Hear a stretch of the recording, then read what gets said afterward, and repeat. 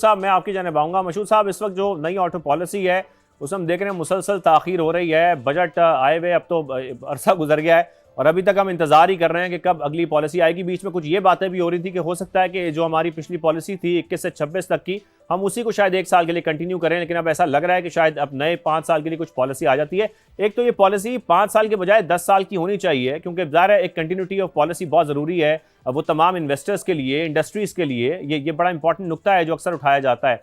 और सेकेंडली, जो IMF के साथ हमारी बातचीत चल रही है, किन बातों पर डेडलॉक है, या क्या वो ऐसी चीज़ है जिनकी वजह से हम देख रहे हैं कि सबसे ज़्यादा रुकावटें पैदा हो रही हैं हमारी ऑटो पॉलिसी आने में?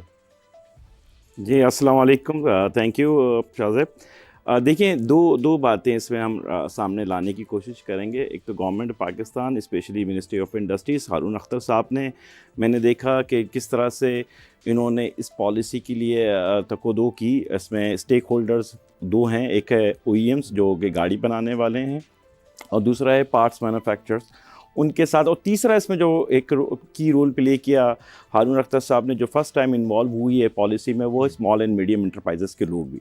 तो ये वो 3 की कंट्रीब्यूशंस थी, और ये तकोदो पिछले 10 महीनों से चल रही है।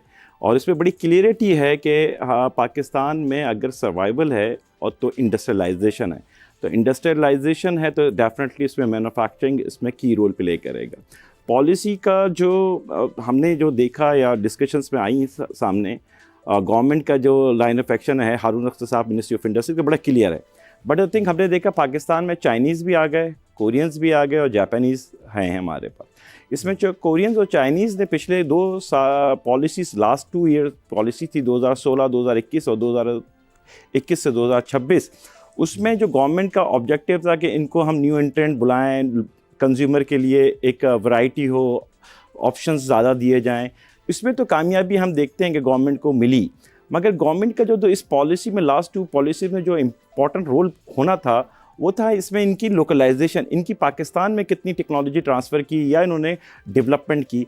तो अनफॉर्चुनेटली लास्ट 10 ईयर्स में हमने ये देखा, ना कोरियंस और चाइनीज़, इन दोनों ने जो पाकिस्तान में लोकलाइजेशन नहीं की, बल्कि एक नया वर्ड इस्तेमाल हुआ जिसको कहते हैं हम, पहले हम कहते थे CKD आती है, और ये पिछले 10 सालों में हमने ये ट्रेंड को डेवलप होते हुए देखा। और ये पाकिस्तान गवर्नमेंट को रियलाइज़ करना होगा कि ये सिर्फ ऑटो इंडस्ट्री से रिलेटेड नहीं है, अब ये SKD का कल्चर डिफरेंट मैन्युफैक्चरिंग इंडस्ट्रीज़ पे भी जा रहा है।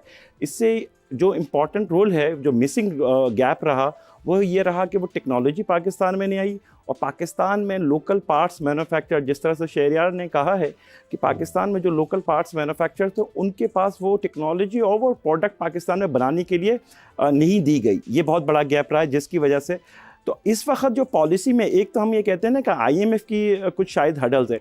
जो मेरे सामने पेश हुई हैं चीज़ें और ऑब्जर्वेशंस हैं, उसमें तो कोरियन और चाइनीज़ का भी आपस में इत्तेफाक नहीं है। और जब कोई पॉलिसी लाई जाती है तो वो नेशनल इंटरेस्ट पे होगी, ना कि वो विशेस पे की जाएगी कि इनकी कुछ ख्वाहिशात हैं, इनकी ख्वाहिशात हैं। इस ख्वाहिशात से पॉलिसी जो है का तसलसल मुल्क के लिए नुकसानदेह होगा। और आपने जो बात कही है वो 100% सही है। पॉलिसी आनी चाहिए एटलीस्ट 10 ईयर्स की, ताकि रोड मैप दिया जाए।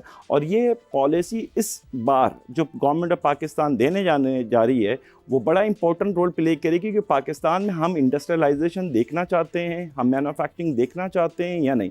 इसकी एक बात और मैं ऐड कर दूं यहाँ पे, एक बात, पाकिस्तान ने अभी 2025-2030 की एक नेशनल टैरिफ पॉलिसी दी है, जिस पे मेरा ये मानना है कि ये नेशनल टैरिफ पॉलिसी में हमने तो रिड्यूस किया है 0, 5, 10 एंड 15% का जो 2030 में, ये बहुत बड़ी हर्डल है। ये हर्डल जब हम बात करते हैं तो लोगों की परसेप्शन शायद सिर्फ ऑटो इंडस्ट्री है, मगर मेरा ये मानना है कि ये पॉलिसी को अगर आप इम्प्लीमेंट करवा रहे हैं तो ये बड़ा ख़तरनाक होगा 4 बड़े सेक्टरों में। एक है हमारा ऑटो इंडस्ट्री, दूसरी है हमारी सिरेमिक इंडस्ट्री, और तीसरी टाइल्स इंडस्ट्री, और चौथी टेक्सटाइल इंडस्ट्री, जो पाकिस्तान की एक्सपोर्ट में कुछ ना कुछ कंट्रीब्यूशन आपको दिखाती है। तो जब ये पॉलिसी, तो नेशनल टैरिफ पॉलिसी को आई थिंक हम तमाम जो भी हमारे इंडस्ट्रियलिस्ट हैं और एसोसिएशंस हैं, ट्रेड बॉडीज़, उनको ये कंबाइंड एफर्ट्स करके इस को रिव्यू करना चाहिए, क्योंकि IMF का ये नहीं है, हम अपनी बनाए हुए हाथ से अपनी जड़ों को काट रहे हैं। जैसा कि अभी जिक्र भी हो रहा था हारून अख्तर साहब का, और उन्होंने जो बात की है अभी रिसेंटली, और वो ये कह रहे हैं कि हमने बांग्लादेश को 2029 तक 5000 गाड़ियां बरामद करनी है, और पाकिस्तान मैन्युफैक्चरिंग हब बनने जा रहा है, लेकिन फिर ये किस तरीके से होगा अगर इतने चैलेंजेस हमारे सामने खड़े होंगे तो? नहीं, देखें, वेरी बड़ा इम्पॉर्टेंट है। हम जब किसी को इनवाइट करते हैं पाकिस्तान में, तो हमारी माइंडसेट्स में क्या है, जैसे मैंने कहा 16, 21 और 21, 26 में हमारा माइंडसेट था कि कोरियन और चाइनीज़ पाकिस्तान में आया और आ गए, मगर उसका फ़ायदा कंज्यूमर एंड को भी इतना नहीं मिला कि वो कम्पिटिटिव हों, बहुत रिजनेबल प्राइसेस में हों, ना लोकलाइजेशन में और ऑटो पार्ट्स मैन्युफैक्चर को हुआ। अब जो तीसरी बात है, मगर अपॉर्चुनिटी क्या थी, China is making the vehicles in the left hand और पाकिस्तान इज़ अ हब। अगर हम जापानीज़ की हिस्ट्री पढ़ें तो जापान ने थाईलैंड, इंडोनेशिया, वियतनाम को अपना अगर हब बनाया था, तो वो वहाँ से उनके रीजनल उनकी एक्सपोर्ट बढ़ी थी और वो उनकी ब्रेक थ्रू हुआ उन कंट्रीज़ में जिनको उन्होंने हब बनाया।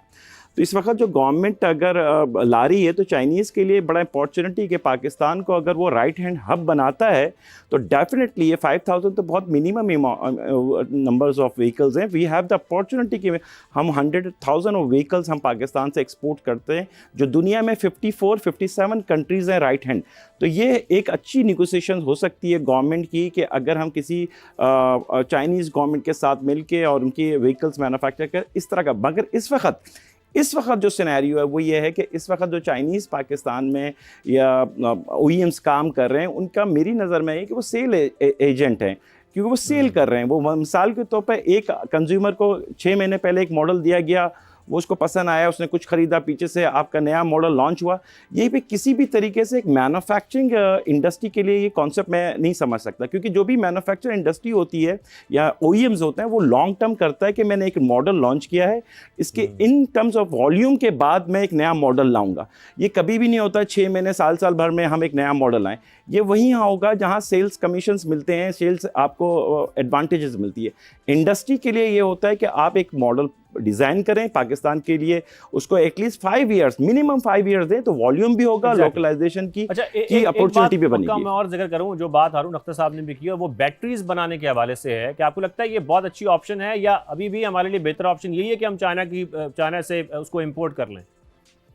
जी, बैटरी के सिलसिले में जो अभी नेक्स्ट पॉलिसी आएगी इंशाअल्लाह ताला, उसमें आप देखेंगे गवर्नमेंट उस पॉलिसी में मैन्युफैक्चरिंग्स के लिए बैटरी की इंसेंटिव अनाउंस करने वाली है, जिसका एडवांटेज है। और जो मैं लास्ट गवर्नमेंट के साथ था, मिनिस्टर साहब के साथ चाइना में, तो वी नो कि वहाँ पे 1-2 बड़े बिग प्लेयर्स हैं जो पाकिस्तान में इंटरेस्ट रखते हैं कि हम बैटरी को पाकिस्तान में मैन्युफैक्चरिंग की तरफ लेके जाएं स्टेप बाय स्टेप।